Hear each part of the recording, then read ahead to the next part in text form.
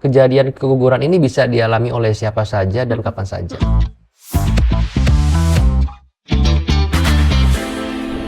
Kalau kita ngomongin masalah keguguran, Dok, aku kan pernah keguguran sekali di kehamilan pertama. Itu ngaruh nggak sih, Dok, sama fertilitas? Memang kita perlu paham bahwa kejadian keguguran ini bisa dialami oleh siapa saja dan kapan saja.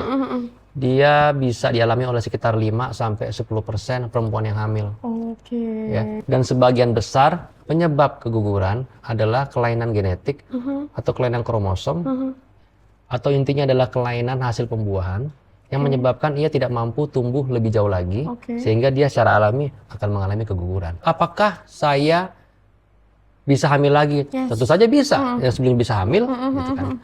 Orang yang pernah mengalami keguguran, dia memiliki peluang sekitar 90% untuk mendapatkan kehamilan sehat di kehamilan berikutnya. Kita udah paham kalau habis keguguran untuk kemungkinan seperti apa. Sekarang kita akan ngomongin promil, program hamil. Ini kira-kira kapan sih promil yang tepat buat pasangan yang mungkin baru nikah dan baru pengen punya anak, Dok? Ya, berikutnya yang paling penting adalah bagaimana si pasangan suami istri ini bisa mempersiapkan diri dari sisi kesehatan secara umum untuk meningkatkan peluang kehamilannya. Kita harus tahu bahwa embrio yang sehat itu berasal dari sel telur dan sel sperma sehat. Maka itu apa yang paling perlu diperhatikannya? Pertama, paling mudah nih, yaitu nutrisi.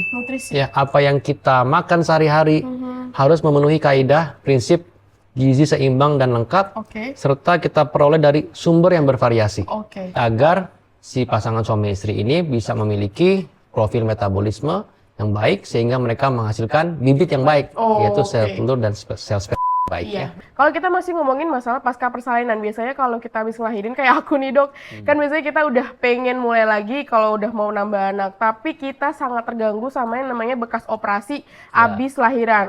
Kira-kira dokter ada tips gak buat moms atau Pak Su juga di rumah, gimana sih caranya biar ibu-ibu nih cepet pulih pasca persalinan, biar bisa cepet enak-enak lagi ya kan, Bun? Jadi yang pertama, masa yang paling krusial dalam proses persalinan apapun adalah 6 minggu pertama yang kita sebut sebagai masa nifas. Maka itu semua dimulai dari bagaimana si ibu mempersiapkan diri untuk memenuhi kebutuhan nutrisinya. Kalau kita bicara spesifik, protein. Protein itu fungsinya ya pembangun, lalu dia pemulihan untuk daya tahan tubuh, regenerasi jaringan. Betul, jadi protein sangat penting. Aku juga, Dok, kemarin makanya pasca melahirkan aku selalu konsumsi albusmin karena ini terdiri dari ekstrak ikan gabus yang sangat tinggi protein dan juga albumin, juga omega 369, sehingga aku bisa cepat pulih pasca persalinan.